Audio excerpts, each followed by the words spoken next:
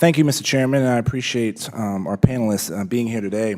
Dr. Reeser, in your opening remarks, I appreciated how you provided context to this issue and how it's a national security issue. That's something, I know a little something about. I spent 9 years as an undercover officer in the CIA chasing Al-Qaeda and the Taliban, Iranian IRGC Quds Force, and it's great being able to use those talents and experiences, going after invasive weeds and worms, right? It's an important issue to the state of Texas, and in Texas, we're dealing with the branched broom rape, we're dealing with the old world bollworm, we're dealing with cheatgrass as well. And, we've talked here today, and I guess my first question is more a philosophical question. We've talked here today about how invasive species pose one of the greatest threats to the agriculture industries in the world, yet are the least funded and recognized. How can we change this mentality to become more proactive in protecting our industries?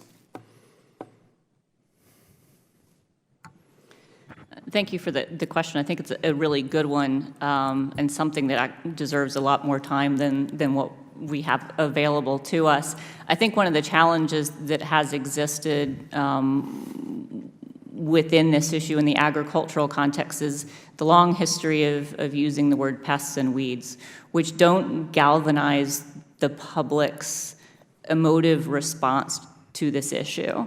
A lot of people will equate weeds to dandelions, which are in their backyard and they don't feel are particularly threatening. The invasive species issue itself, because of examples that have been emerging from around the world, is getting more of the public's perspective on the real risks associated with these non-native organisms impacting them personally.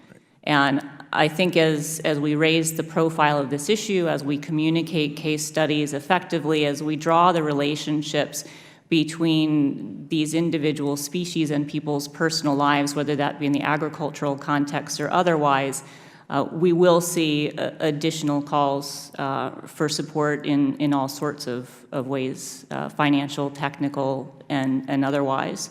The human dimensions of this issue are of particular interest to me, and I would love to have a side conversation with you at another date if that's of interest to you. It is of interest, and I appreciate that. And also in some of the specifics, not only in how do we educate folks about how critical of an issue this is.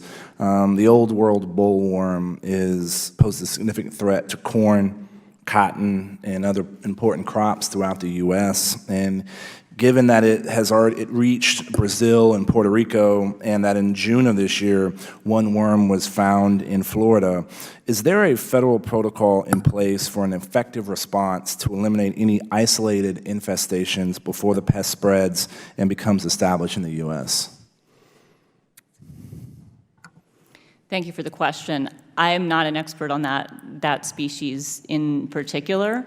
I do know that USDA has been working on eradicating the Texas boll weevil, if in fact we're talking about the same species, and that work has been mostly successful. I would like to follow up with you more specifically at a later date when I can get the specifics in front of me. Great, I appreciate that and would welcome that. And my last question, there's been some conversations already on cheatgrass. The latest research suggests that targeting grazing at optimum times, either before the seed pods develop or after they drop, reduces recurrence on rangelands more than anything else we've tried. And given the tremendous wildfire issues and detrimental effects to sage-grouse habitat associated with cheatgrass, shouldn't research like this be a priority? And what are agencies doing to coordinate their efforts to streamline unnecessary environmental reviews for pilot projects and trials?